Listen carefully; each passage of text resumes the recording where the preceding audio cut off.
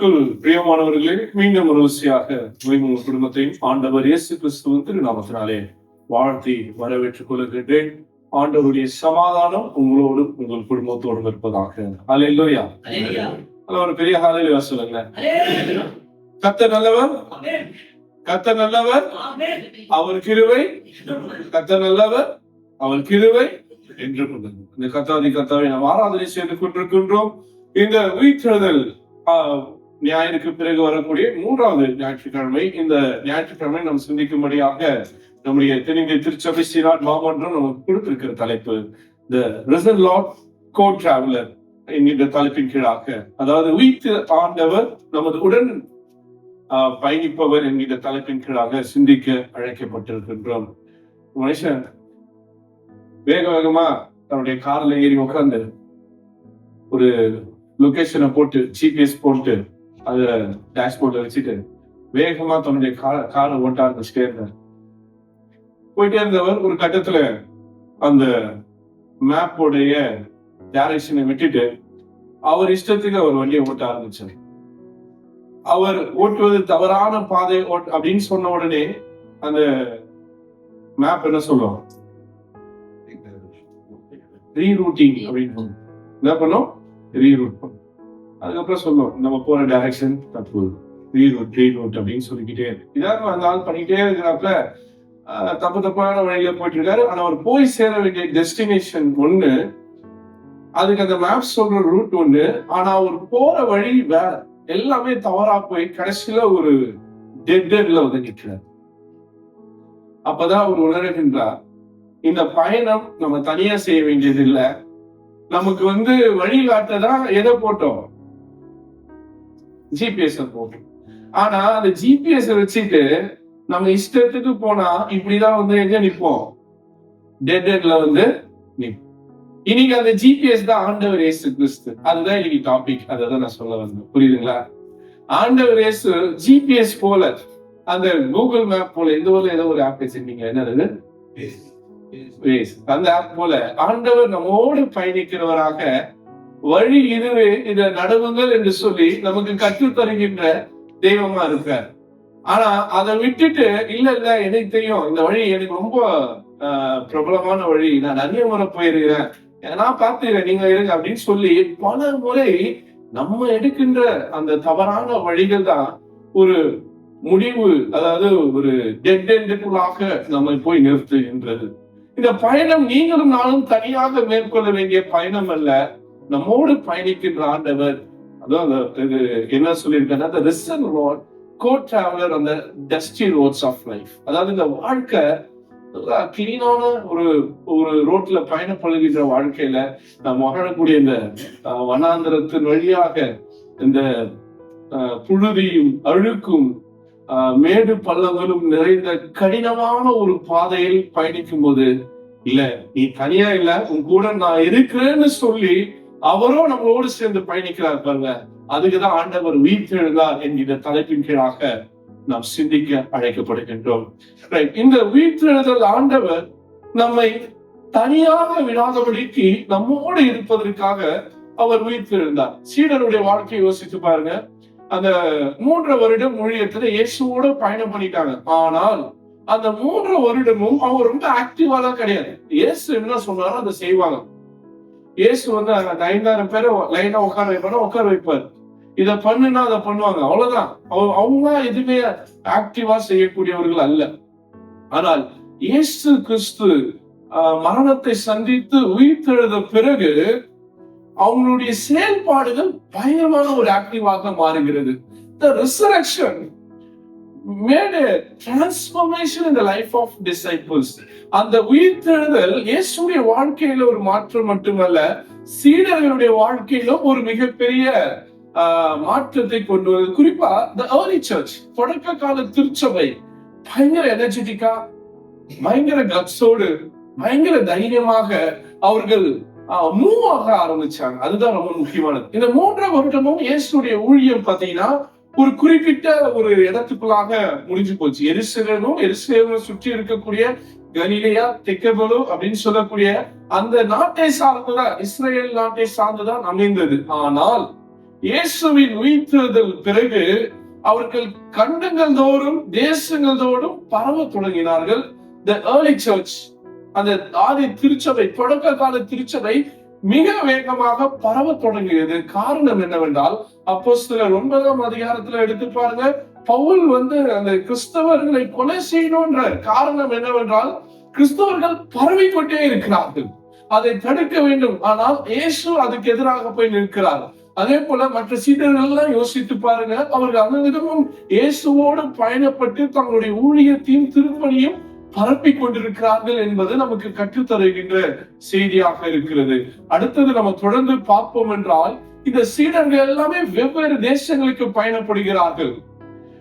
நம்ம தெரிஞ்சது போல தோமா எங்க வராரு? இந்திய தேசத்துக்கு வராரு. அந்திரேயா அயர்லாந்து ஸ்காட்லாண்டுக்கு போறாரு. பால் 15,000 கிலோமீட்டர் பயணப்படுகிறார். கிலோமீட்டர்ஸ் கூட இல்ல, மைல்ஸ். 15,000 மைல் டிராவல் பண்றாரு. அவர் இஸ்ரேல்ல இருந்து டர்க்கிக்கு வராரு. இன்னைக்கு சொல்லப்படுகிற டர்க்கின்றத பவுலுடைய காலத்துல என்ன பேர்ல இருக்குன்னா ஏசியா மைனர். அங்கதான் 7 திருச்சபைகள் இருக்கிறது. வெளிப்படுத்துற சுவிசேஷத்துல வரக்கூடிய 7 திருச்சபைகளும் பவுல் அங்கே ஸ்தாபிக்கின்றார். அப்போ இந்த சீடர்களுக்கு ஆண்டவர் கொடுத்த அந்த உத்வேகம், அந்த உயிர்த்தெழுதலுடைய வல்லமை, அப்போஸ்தலர் 16ஆம் அதிகாரம் 8-9 வாசித்து பாருங்க. Acts 16:8-9. அப்பொழுது அவர்கள் போய்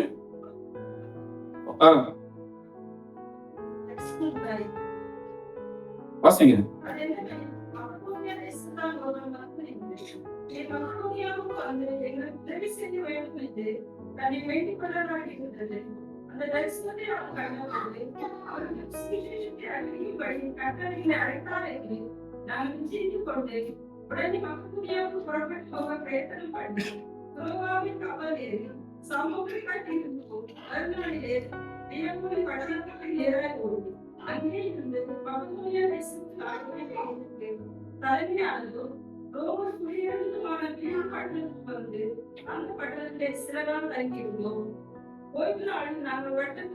இங்க நீங்க வாசித்து பாருங்க, அவருடைய ஜேர்னி எத்தனை ஐலாண்டு போறாரு, எத்தனை பகுதிகள் போறாரு.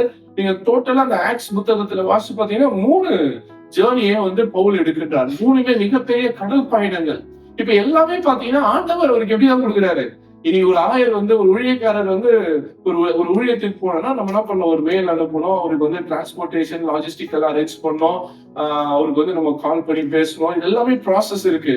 அன்னைக்கு அதெல்லாம் கிடையாது. அன்னைக்கு ஒரே ஒரு இதுதான், என்னது, ஆண்டவர் நைட்ல வருவாரு, தரிசனத்துல சொல்லுவாரு, பவுலே இன்னைக்கு இந்த டார்கெட், நீ இந்த ஊருக்கு போ, நீ அங்க போ. நைட் ஆண்டவர் என்ன தரிசனத்தை கொடுக்குறாரோ காலையில பவுல் என்ன பண்ணுவாரு, அந்த பயணிக்க ஆரம்பிச்சிருவார். ஏன்னா அவர் தனியா பயணிக்க போறது இல்லை, அவரோட யார் வராரு, ஆண்டவர் இயேசு கிறிஸ்து வருகிறார். அந்த நம்பிக்கையில சீடர்கள் ஆண்டவர் கொடுக்கின்ற அந்த தரிசனங்களை பின்பற்றி ஒவ்வொரு நாளும் தங்களுடைய பயணங்களை மேற்கொண்டு சுவிசேஷத்தை பிரசங்கிக்கிறார்கள். இன்னைக்கு இருக்கிற திருச்சபை யோசித்து பாருங்க. They depend on more on the mega church. மிகப்பெரிய திருச்சபைகளை தேடி மக்கள் ஓடிக்கொண்டிருக்கிறார்கள். இங்க எத்தனை விசுவாசிகள் இருக்கிறாங்க, அங்க எத்தனை விசுவாசிகள் இருக்கிறார்கள். ஆனால் இன்னைக்கு உலகம் முழுவதும் கிறிஸ்தவம் பரவி இருக்கிறதுக்கு எத்தனை பேர் தான் காரணமா இருந்திருக்கிறாங்க? எத்தனை பேரு? 11 பேர் தான். பவுலை சேர்த்துக்கிட்டீங்கன்னா 12 பேர். 33 வருஷம் உயிரோடு இருந்த மனுஷன் 3 வருஷத்துல 12 பேரை உருவாக்கி உலகம் முழுவதும் இந்த சமயத்தை பரப்பியிருக்கிறார், மக்களை மாற்றிருக்கிறார், மனங்களை மாற்றிருக்கிறார். 2026 வருஷம் கழித்தும் எத்தனை கோடி மக்கள் அவரை விசுவாசித்துக் கொண்டிருக்கிறார்கள். உலகத்திலே முதல் சமயமாக இந்த சமயம் இருக்கிறது என்றால் அதுதான் ஆண்டவருடைய அந்த உயிர்த்தெழுதலுடைய வல்லமை. இன்னைக்கு அந்த வல்லமையை உணர்ந்தவர்களாக தான் நீங்களும் நானும் இந்த திருச்சபைக்குள்ளாக உட்கார்ந்திருக்கின்றோம். இது யாராலும் மறுக்க முடியாத, மாற்ற முடியாத ஒரு உண்மையாக இருக்கிறது. அதனால திருச்சபை உணர்வடைய வேண்டியதாக இருக்கிறது, உற்சாகம் அடைய வேண்டியதாக இருக்கிறது. தொடர்ந்து இன்னைக்கு வாசித்த பகுதிக்குள்ளாக நம்ம கடந்து செல்வோம் என்றால் நாம் 3 காரியங்களை நாம் இங்கே புரிந்து கொள்ளுகின்றோம். The redeeming traveler, the comforting traveler, the enlightening traveler. இயேசு கிறிஸ்து நம்முடைய வாழ்க்கையில 3 நிலையில் செயல்படுகின்றார். The redeeming traveler அப்படின்னா, ஐயா என் கூட ஏசு ஏன் வராரு, நான் சும்மா எல்லாம் வரல, உங்களே என்ன எதுக்காக வந்திருக்காரு, ரட்சிப்படைய செய்வதற்காக, மீட்படைய செய்வதற்காக, நம்ம மீட்கப்படுவதற்காக தான் அவர் நம்ம கூட பயணிக்கிறார். அப்ப இதெல்லாம் பண்ணாத, இதை செய், இப்படி போ, இப்படி பண்ணு, இதை செய் அப்படின்னு சொல்லி நம்மை மீட்கும் பொருட்டாக நம்மோடு உடன் பயணிக்கிறவராக இருக்கின்றார். இரண்டாவது, நம்மை ஆறுதல் படுத்தும்படியாக. இந்த உலக வாழ்க்கையில உபத்திரங்கள் உண்டு, பிரச்சனைகள் உண்டு, எதிர்ப்புகள் உண்டு. இந்த எதிர்ப்புகளும் இந்த போராட்டங்களும் கண்ணீர் நிறைந்த இந்த வாழ்க்கையில, கடுமையான இந்த வாழ்க்கையில நாம் உடைந்து போன காலகட்டங்களிலே நம்மை கம்ஃபர்ட் பண்ணுவதற்காக, நம்மை ஆறுதல் படுத்துவதற்காக நம்மோடு பயணிக்கிறார். அடுத்தது மூன்றாவது, நம்ம சில நேரம் நம்முடைய கண்கள் மூடப்பட்டிருக்கிறது. நம்ம உண்மையை புரிந்து கொள்ள முடியாதபடிக்கு நம்முடைய இருதயம் மந்த இருதயமாக, நம்முடைய கண்கள் மங்கி போய் காணப்படுகிறது. அப்ப நமக்கு அறிவை ஊட்டுவதற்காக, டு என்லைட் அஸ், நம்மை அறிவூட்டுவதற்காக அவர் நம்மோடு பயணிக்கிறார். அதுதான் அந்த 3 டெக்ஸ்ட் நமக்கு கற்றுத்தருகின்ற செய்தியாக இருக்கிறது. முதல் டெக்ஸ்ட் நம்ம வாசித்த யாத்திராகமும் 33. இந்த இஸ்ரவேல் ஜனங்கள் பொறுத்த மட்டும் சொல்லப்படுகிற அழகான ஒரு கம்ப்ளைண்ட் என்னன்னா, இந்த ஜனங்க எப்படிப்பட்டவங்களா? நம்மளை போலதான் வணங்கா கழுத்துல அச்சா கூட இது வணங்காது, திமிர் குடிச்சு அப்படின்னு சொல்லுவாங்க, நெட்டு பிடிச்சி சுட்டுது பாரு அப்படின்ட்டு.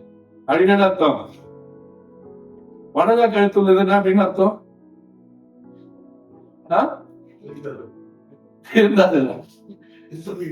டிஸ்ஒபீடியன்ட். வணங்கா அப்படின்னா வணங்குதல் அப்படின்னா அப்படி யாரு சொன்னாலும் அப்படி வணங்கி கேட்டுக்கொள்வது. சில பேர் என்ன சொன்னாலும் நீ என்ன சொல்றது, நான் என்ன கேட்கறது, அந்த ஒரு மனநிலையில தான் இந்த இஸ்ராயல் மக்கள் இருக்கிறார்கள். அதனாலதான் இவரு மோசேயும் அந்த வார்த்தையை சொல்லுவார், ஆண்டவர் சொல்லுவார், ஆண்டவரே இந்த ஜனங்க எப்படிப்பட்டவங்க, அடங்கா கழுத்துள்ளவர்கள். வாசிக்க 33ஆம் அதிகாரம் முதல் வசனத்தை.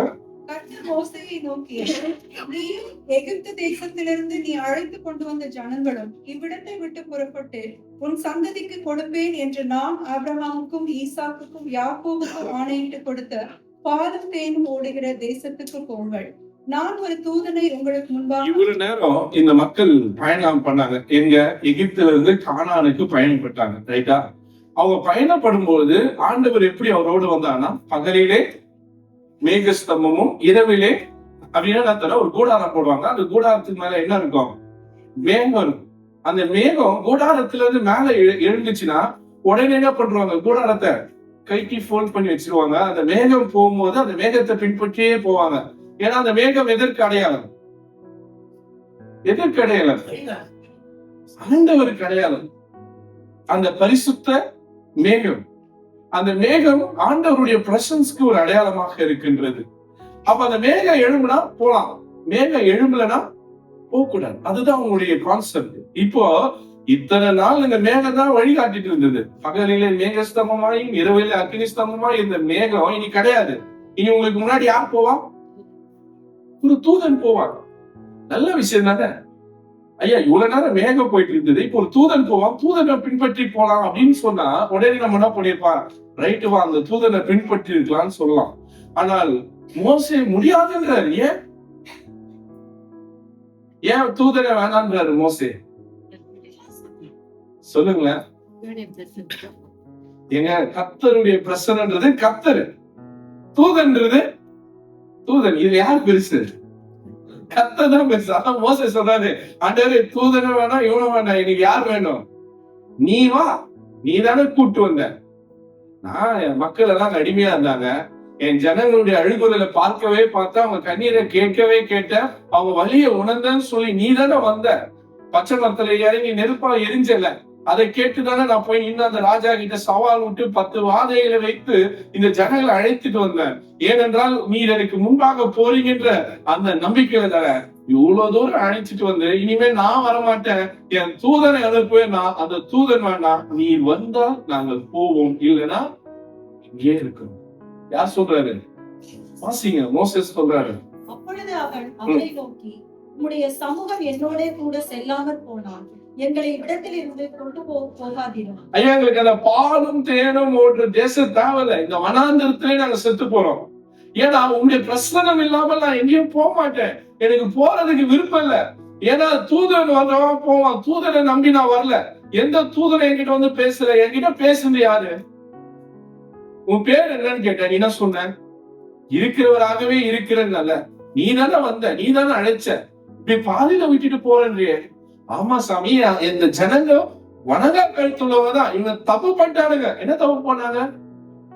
முன்னாடி அதிகாரத்தை வாசிச்சு பாத்தீங்கன்னா தெரியும். மோசஸ் எங்க போயிட்டாரு? மலைக்கு போயிட்டாரு. எதுக்கு? 10 கட்டளை வாங்கி வருது. எவ்வளவு நாள் ஆச்சு? சும்மா இருந்தவங்க இவனுங்க என்ன பண்ணிட்டானுங்க? ஆரோட கழுத்தை பிடிச்சிட்டாரு. ஏய், உங்க அண்ணன் உங்க சகோதரன் நம்பி வந்த, அவன் போனான், உயிரோடு இருக்கிறானா செத்தானான்னு தெரியல. உன்னையே நம்பி நான் என்ன பண்றது?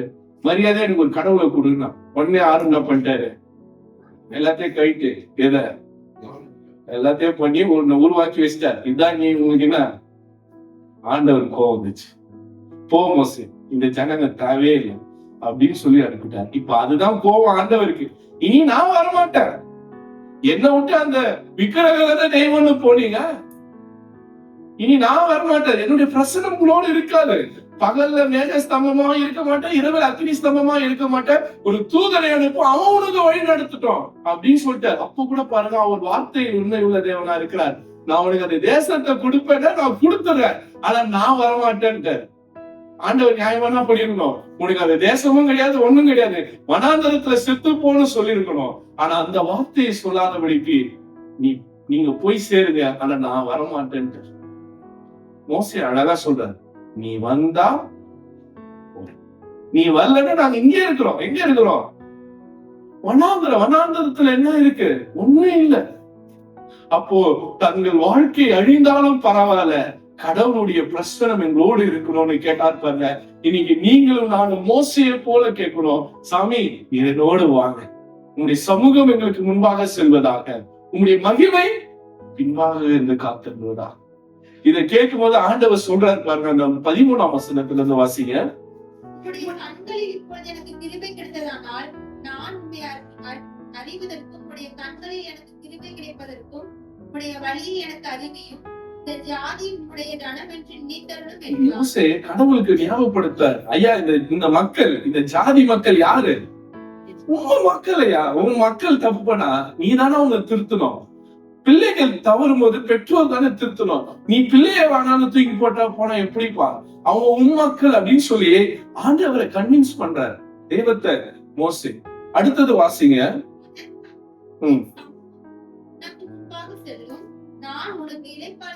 இப்ப அவர் மனமாற்றம் அடைஞ்சிட்டார். இவங்க நேரம் என்ன சொன்னாரு? தூதனை அனுப்பினாரு. இப்ப என்ன சொல்லிட்டாரு? என் சமூகம் உனக்கு முன்பாக. இன்னைக்கு கூட நான் பல நேரங்கள்ல வழி தவறி போயிருக்கலாம். ஆண்டவரே, இந்த ரூட்டை நான் பாத்துக்கிறேன், எனக்கு ஜிபிஎஸ் எல்லாம் தேவையில்ல, நீ பேக் சீட் எடுத்துக்கோ, நீ எனக்கு ட்ராக் பண்ணி எனக்கு வழியெல்லாம் சொல்ல வேண்டாம், நான் என் மூளையில சாதிச்சுறேன் அப்படின்னு சொல்லி தவறான முடிவுகளை எடுத்து இன்னைக்கு டெட் எண்ட்ல நிப்பீங்கன்னா ஒன்னும் பிரச்சனை இல்லை. ஆண்டவர் சொல்றாரு, என் சமூகம் உனக்கு வாங்க. இன்னைக்கு இந்த மாலை வேளையில முழுமையாக நம்ம ஆண்டவரிடத்துல அர்ப்பணம் செய்யும். My presence will go with you and I will give you rest. அந்த ஆண்டவர் இன்னைக்கு நம்மோடு இணைந்து பயணிக்க நமக்கு வாக்கு கொடுக்கிறவராக இருக்கிறார். இப்ப அடுத்த ஒரு கேள்வி வைக்கிறார். 15ஆம் வசனத்தை வாசிங்க. உம்முடைய சமூகம் என்னோடு கூட செல்லாமல் போனால் எங்களை இவ்விடத்திலிருந்து கொண்டு போகாதீரும். ஆண்டவரே, உங்க சமூகம் வந்தா எங்களை என்ன பண்ணுங்க? கொண்டு போங்க, இல்லன்னா எங்களை என்ன பண்ணாதீங்க? கொண்டு போகாதீங்க. Again is very much sure he was the presence of God. கடவுளுடைய பிரசனம் எங்களோடு இருக்கணும் என்பதிலே அவர் உறுதியாக இருக்கிறார். தூதுவன் எங்களுக்கு தேவையில்லை. நாங்க தப்பு பண்ணிட்டு தான் பிள்ளையை பெற்றோர் மன்னிக்கிறது போல நீர் எங்களை மன்னிங்கன்னு சொல்லி மறுபடியும் அந்த பிரசனத்திற்காக மோசே கெஞ்சி நிற்கிறார். அடுத்தது அவர் சொல்றாரு பாருங்க வார்த்தை, ஆண்டவரே நீர் எங்க கூட எப்படி இருக்கிறீங்க நீ அப்படின்றத மக்கள் எப்படி புரிஞ்சுப்பாங்க? வாசிங்க 16ஆம் வசனம். ஐயா, இதெல்லாமே ஆண்டவருடைய கிருபை தான். உங்க மேலே என் மேலே ஆண்டவருடைய கிருபை எப்படி இருக்கு தெரியுமா? மற்றவர்களுக்கு இல்லாத கிருபை எப்படி நமக்கு இருக்கிறது அப்படின்னா விளக்குறார் பாருங்க மோசே. வாசிங்க. ஆண்டவரே, அந்த கிருபை எப்படி நான் உணர்ந்து கொள்றேன்னா நீ என்னோடு வருவதுனால தான். அதனால வாசிங்க.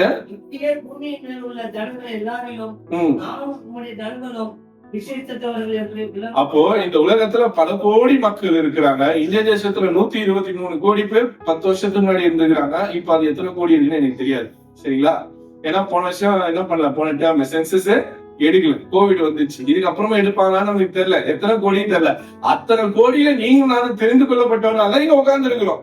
அப்போ நாம் எப்படி விசேஷித்தவர்கள் என்றால், அங்க இருந்து இதுவரையில இந்நாள் வரையில அவருடைய கிருபை நம்ம மீது எப்படி இருக்குன்னா, அவர் நம்மோடு இருக்கிறதுனால. அதனாலதான் பாட்டு போடுறோம். என்ன பாட்டு? தேவா நான் எதினா பாடுறீங்களா?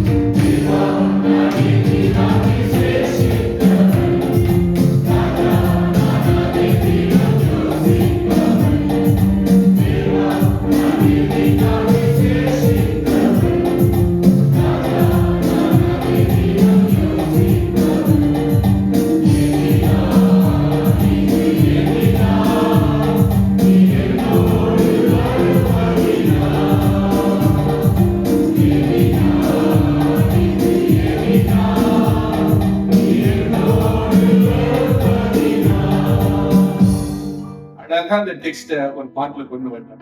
ஆண்டவரே நான் எப்படி விசேஷித்தவன், எதினால் நீர் என்னோடு வருவதுதான்.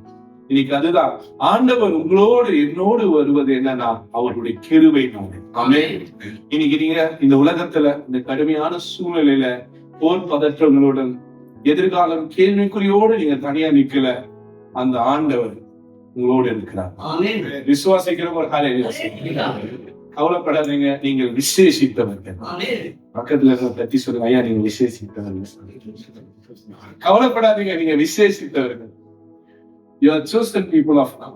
ஆண்டவர் உங்களை தெரிந்திருக்கிறார், உங்களை அழைத்து வந்திருக்கின்றார். அதனால இந்த பயணத்துல நீங்களும் நானும் தனியாக இல்லை. எங்க சின்ன வயசுல என்னோட சண்டே ஸ்கூல் டீச்சர் ஒரு கதையை கற்றுக் கொடுத்தாங்க. ஒரு மனுஷன் எப்பவுமே ஈவினிங்ல அந்த பீச் ஓரமா நடந்து போயிட்டே இருப்பான். அவன் அந்த பீச் ஓரமா நடந்து போயிட்டு இருக்கும்போது அவன் கூட ஆண்டவர் இருக்கிறத அவன் ரொம்ப அதிகமா உணர்வான். எப்படின்னா அவன் எப்பெல்லாம் சந்தோஷமா இருக்கிறானோ அப்போ அவனுடைய பக்கத்துல பார்த்தா அவன் கால் தடங்களுக்கு பக்கத்துல இன்னொரு கால் தடம் இருக்குமா. அப்போ அவனுக்கு புரியும், ஆமா நம்ம தனியா இல்ல, நம்ம கூட யாரு இருக்கிறாரு, ஆண்டவர் இருக்கிறாருன்னு மகிழ்ச்சியோட போயிட்டே இருந்தானா. திடீர்னு ஒரு நாள் வாழ்க்கையில பெரிய பிரச்சனை, கண்ணீரோடு அதே மாலை வேலையில நடந்து போயிட்டு இருக்கிறான். இன்னைக்கு பார்த்தா கால் தடம் இல்ல. இவனுக்கு சரியான கோவம்.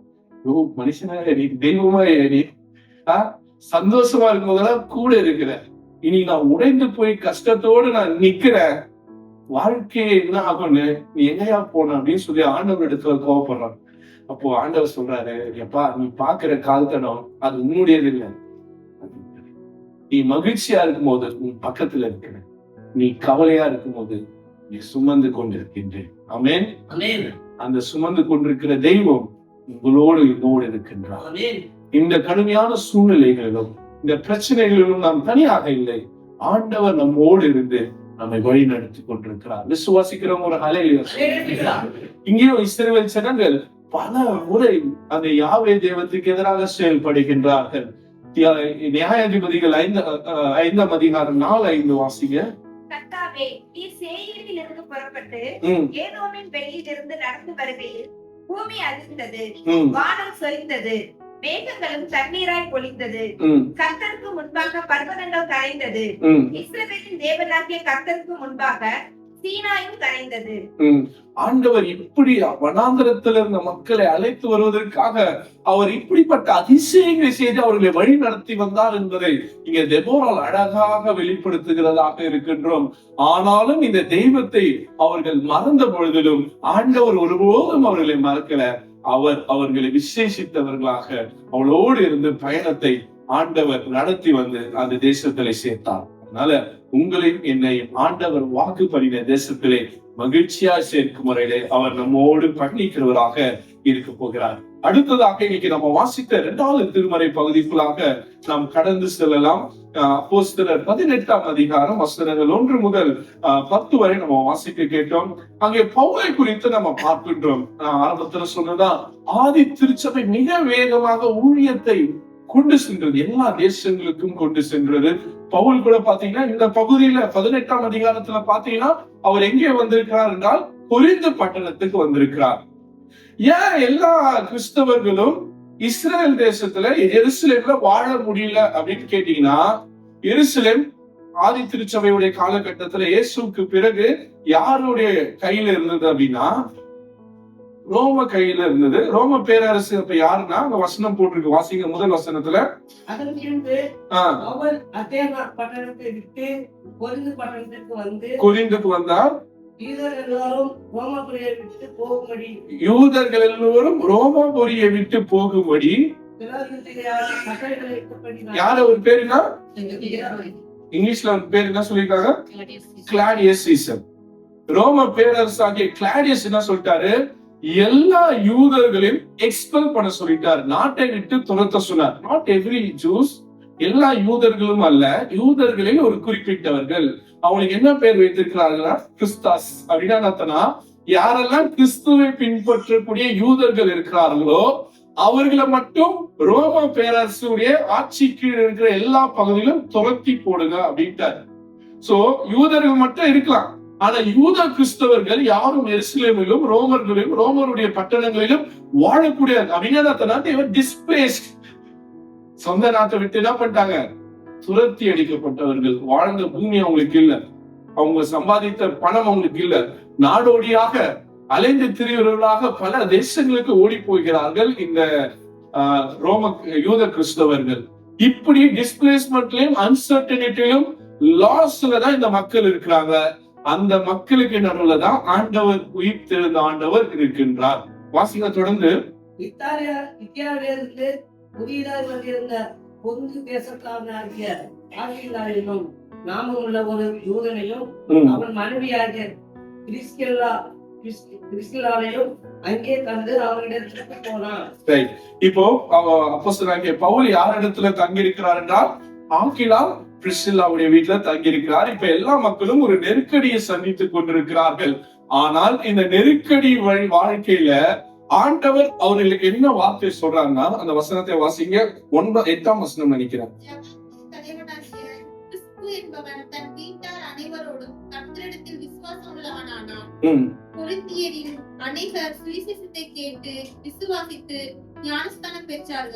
அந்த ராத்திரியிலே 9 வாசிங்க. இப்படி பயத்தோடு நடுக்கத்தோடு வாழ்ந்து கொண்டிருக்கிற பவுலோடு மற்ற ஆதி திருச்சபை கிறிஸ்தவர்களோடு நம்பிக்கையின் செய்தியாக ஆண்டவர் அன்னைக்கு இரவுல பேசுறாரு. என்ன பேசுறாரு, நீ பயப்படாமல் பேசு, மௌனமா இராதே, நான் உன்னோட கூட இருக்கிறேன், உனக்கு தீங்கு செய்யும்படி ஒருவனும் உன் மேல் கை போடுவதில்லை,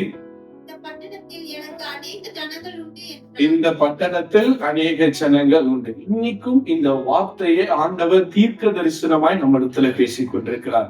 விசுவாசிக்கிறோம். சொல்லுங்க, என்ன சொல்றாரு 10ஆம் வசனத்தை பாருங்க. நான் உன்னோட கூட, ஐயா நீங்களும் நானும் இங்க தனியாக இல்ல, ஆண்டவர் நம்மோடு இருக்கின்றார். நான் உன்னோடு இருக்கின்றேன். அடுத்தது என்ன சொல்றாரு, உனக்கு தீங்கு செய்யும்படி ஒருவனும்.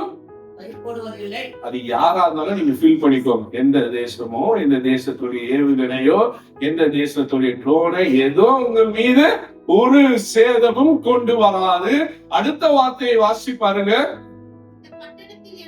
இந்த பட்டணத்தில் எனக்கென்று அநேக ஜனங்கள் உண்டு. கர்த்தருக்கென்று அநேக ஜனங்களை ஆண்டவர் இந்த பட்டணத்தில் ஏற்படுத்தி வைத்திருக்கிறார்.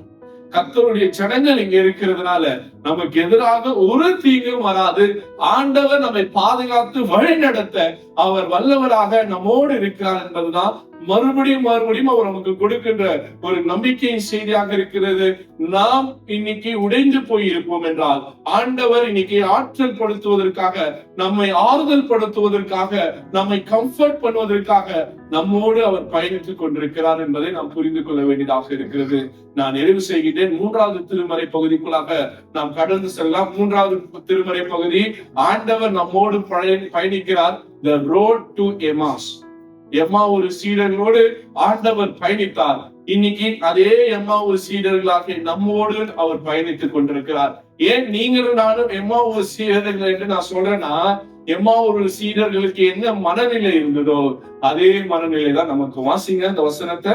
அப்பொழுது அன்றைய தினமே அவர்கள் 2 பேர் எருசலேமுக்கு 7 அல்லாது 8 மைல் தூரமான எம்மாவு என்னும் கிராமத்துக்கு போனார்கள். போகையில் வாசிங்க. இந்த வர்த்தமானங்கள் யாவையும் குறித்து அவர்கள் ஒருவரோடு ஒருவர் பேசிக் கொண்டார்கள். வாசிங்க தொடர்ந்து. இப்படி அவர்கள் பேசி சம்பாதித்துக் கொண்டிருக்கையில் இயேசு தாமே சேர்ந்து அவர்களுடன் கூட நடந்து போனார். இப்போ எருசலேமை விட்டு இந்த மக்கள் எதை நோக்கி பயணப்பட்டு இருக்காங்க? எம்மாவு. எம்மாவு என்பது அவங்க வாழக்கூடிய பகுதி. எருசலேம் என்பது அவர்கள் நம்பிக்கையின் பகுதி. ஏன்னா எருசலேம்ல யார் இருக்காரு? எருசலேம்ல என்ன இருக்கு? தேவாலயம். தேவாலயத்துல யார் இருக்கா? ஆண்டவர் இருக்காரு. அது ஓகே. இருந்தாரான்றது அடுத்த கேள்வி. அவங்க மக்களுக்கு என்ன நம்பிக்கைன்னா, எருசலேம் தேவாலயத்துல ஆண்டவர் இருந்தார். அந்த எருசலேமுடைய நம்பிக்கை இப்ப இல்ல. ஏன் இல்லன்னா, அவங்க யாரை விசுவாசித்தாங்க? இயேசுவை விசுவாசித்தாங்க. இயேசுவை என்ன பண்ணாங்க? இந்த தேவாலயத்துல இருந்த தலைவர்கள் கொன்று போட்டாங்க. ஆண்டவர் செத்துட்டாரு. அவர் அடக்கம் பண்ணிட்டாங்க. ஆண்டவர் உயிரோட இல்ல. அந்த நம்பிக்கை இழந்து போச்சு. எருசலேமிலும் பெரியவர் இல்ல, இயேசு இல்லைன்ற அந்த துக்க செய்தியோட இங்க எங்க போயிட்டு இருக்காங்க? சொந்த ஊருக்கு திரும்பிட்டு இருக்கிறாங்க. பாஸ்கா பண்டிகை எல்லாம் முடிஞ்சு போச்சு, எல்லா கொண்டாட்டமும் முடிஞ்சு போச்சு, இயேசுவை முடிச்சு விட்டாங்க. இதுதான் அவங்களுடைய மனநிலை. இப்ப அந்த மனநிலையோட போய் இருக்கும்போது ஆண்டவர் கூட இருக்கிறார். எப்பா நான் சாகல, எங்கதாங்க உங்க கூட தாங்க. அந்த மாதிரிதான் அவங்களுக்கு தெரியல. இயேசு உயிர் தெழுந்தார் என்கின்ற செய்தி யாருக்கு தெரியல? எம்மா ஒரு சீடர்களுக்கு தெரியல. அவங்களோட ஒருத்தர் வராரு, அவர் யாருன்னு அவங்களுக்கு தெரியல. அடுத்தது வாசிங்க. ஆனாலும் அவரை அறியாதபடிக்கு அவருடைய கண்கள் மறைக்கப்பட்டிருக்கிறது. காரணம் என்னவென்றால் பயம், நம்பிக்கை இல்ல, பதற்றம், கேள்விக்குறி, எதிர்காலத்தை குறித்து திகில். இப்படிப்பட்ட சூழ்நிலையில கூட யார் இருக்கிறாங்கன்ற அந்த ஒரு ஐடியா கூட இல்ல, ஒரு அந்த என்லைட்மெண்ட் இல்லாமல் அவங்க நடந்து போயிட்டு இருக்காங்க. திகிலோடு நடந்துட்டு இருக்காங்க. ஐயோ இப்படி ஆயிடுச்சு, இயேசுவை கொண்டுட்டாங்களே, இயேசு செத்துட்டாரே, நமக்கு யாரு மெஸ்ஸியா அப்படின்னு சொல்லி பயத்தோடு நடந்து போயிட்டு இருக்காங்க. அடுத்தது இயேசு பேசுறாரு பாருங்க அவங்க கூட. இயேசு ஐடென்டிஃபை பண்ணாரு. ஏப்பா ஏன்பா துக்க முகம் உள்ளவர்களாக இருக்கீங்க? ஐயோ ஃபேஸ் ஆர் சோ சேட். ஏன் நீங்கள் துக்கத்தோடு கண்ணீரோடு இப்படி கவலையோடு இருந்து கொண்டிருக்கிறீர்கள் என்று இயேசு அவரிடத்துல கேட்கிறார். இப்ப அவங்க என்ன பதில் மொழி சொல்றாங்க வாசிங்க. அவர்களில் ஒருவனாகிய கிலெயோப்பா என்பவன் பிரதியுத்தரமாக, இந்நாட்களில் எருசலேமிலே நடந்தவைகளை அறியாதபடிக்கு நீர் அந்நியராய் இருக்கிறீரோ என்றார். அப்போ உனக்கு எதுவுமே தெரியாதா? இயேசு இப்படி பண்ணிட்டாங்களே, நீ அந்நியனா அப்படின்னு சொல்லி இவங்க இதெல்லாம் சொல்லும் போது இயேசு அவர்களுக்கு கற்றுத்தருகின்றார், என்லைட் பண்றாரு. நீங்க நினைக்கிறதெல்லாம் தப்பு, நீங்க வேதத்தை சரியா படிக்கல. ஏன்னா இவங்க எதிர்பார்த்து இருக்கிறது என்னன்னா, இயேசு ராஜாவா போய் எருசலேம்ல உட்காருவாரு, ஒரு பிசிக்கலான ஒரு கிங்காக இருப்பாரு அப்படின்னு நினைச்சு அவர் பின்னாடி வந்தா அவர் செத்துட்டாரு. இதுக்கப்புறம் நாங்க என்ன பண்ணுவோம்னு சொல்லி கலக்கத்தோடு இருக்கும்போது the first theologian who teach about the Christology, கிறிஸ்து இறையலை பற்றி ஒருத்தர் கற்றுக் கொடுக்கிறார், ஒரு இறையலாளர் கற்றுக் கொடுக்கிறார் என்றால் அது இயேசுதான். இயேசுவே தம்மை பற்றி பேசுறார். அதுதான் அந்த வசனத்துல வாசிக்கிறோம். என்னன்னா அந்த 25ஆம் வசனத்தை வாசிங்க. அப்பொழுது இயேசு அவர்களை நோக்கி, தீர்க்கதரிசிகள் சொன்ன யாவையும் விசுவாசிக்கிறதுக்கு புத்தி இல்லாத இருதயம் உள்ளவர்களாக இருக்கிறீங்களே, உங்களுக்கு அறிவில்லையான்னு கேட்கிறார். டெக்னிக்கலா எப்ப பைபிள்ல போட்டிருக்கல, உங்க யூத ஸ்கிரிப்சர்ல போட்டிருக்கல, மெஸ்ஸியா பாடுபடணும், மரணத்தை சந்திக்கணும், அவர் உயிர் எழுதுவாருன்னு எஸ்ஐயா முதல் தீர்க்கர்கள் சொல்லி இருக்கிறாங்களே, அதை உங்களால புரிஞ்சிக்க முடியாத முட்டாள்களாக இருக்கிறீங்களேன்னு சொல்றார். அடுத்தது வாசிங்க 26ஆம் வசனத்துல, பாடுபடவும் மகிமையில் பிரவேசிக்கவும் மோசே முதலிய சகல தீர்க்கதரிசிகளும் எழுதின வேத வாக்கியம் எல்லாவற்றிலும் தம்மை குறித்து சொல்லியவைகள் அவர்களுக்கு விவரித்து காண்பித்தார். இயேசு அந்த கிறிஸ்டாலஜி குறித்து யூத திருமறை ஆதியாகமத்திலிருந்து உபாகமுறை இந்த 5 புத்தகத்தை எழுதுனது யாரு? மோசே. மோசே ஆண்டவர் என்ன தெரியுமா சொல்றாரு? தலைவன் சொல்ல மோசே என்ன சொல்றாரு?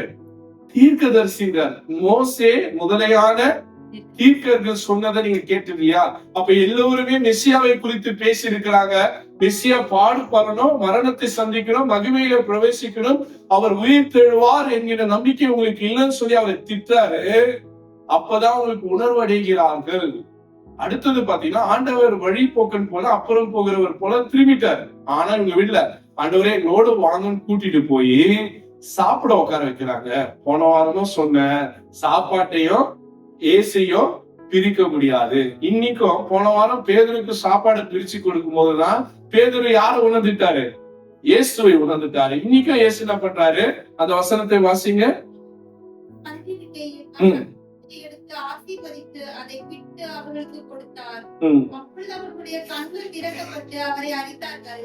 உடனே அவர் அவர்களுக்கு மறைந்து போனார். அப்போ ஆண்டவர் அந்த உணவை ஆசீர்வதித்து கொடுக்கும் போது இயேசு என்பதை அவர்கள் உணர்ந்து கொண்டார்கள். எந்த சீடர்கள் நம்பிக்கை இல்லாமல் எம்மாவூருக்கு திரும்பி கொண்டிருந்தார்களோ அந்த நம்பிக்கையற்ற சீடர்களுக்கு நடுவே இயேசு தோன்றி, நீங்க தனியா இல்ல, நான் உன்னோடுதான் இருக்கிறேன் என்பதை உறுதி செய்து அந்த அப்பத்தை கொடுத்துட்டு போனார்னா வார்த்தையை கொடுத்துட்டு போயிருக்கிறார். இன்னைக்கும் நீங்களும் நானும் இங்க தனியாக இல்ல, ஆண்டவருடைய அப்பம் நம்மோடு இருக்கிறது.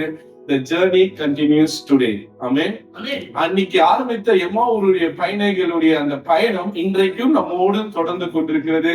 இயேசு இந்த பயணத்தில் உங்களோடும் என்னோடும் இருக்கின்றார். ஆமென். அந்த ஒரு நம்பிக்கையோடு நாம் கடந்து செல்வோம். ஆண்டவர் தாமே இந்த வார்த்தைகளை நமக்கு ஆசீர்வதிப்பார். தலைகளை தாழ்த்தி ஜெபம் செய்வோம். எங்களோடு இருப்பதற்காக, எங்களோடு பயணிக்கின்ற நல்ல கிறிஸ்துவை, எங்களை மீட்கும்படியாக, ஆண்டவரே எங்களை ஆறுதல் படுத்தும்படியாக, எங்களை அறிவூட்டும்படியாக நீர் எங்களோடு இருக்கிறீர். இந்த பயணம் தனியான பயணம் அல்ல, நீர் எங்களோடு பயணிக்கிறீர் என்பதை நாங்கள் விசுவாசிக்கின்றோம். நன்றி செலுத்துகின்றோம். தொடர்ந்து எங்களுக்கு போதித்து வழிகாட்டும் இயேசுவின் இனிய நாமத்திலே ஜெபிக்கின்றோம் எங்கள் நல்ல தந்தையே. ஆமென்.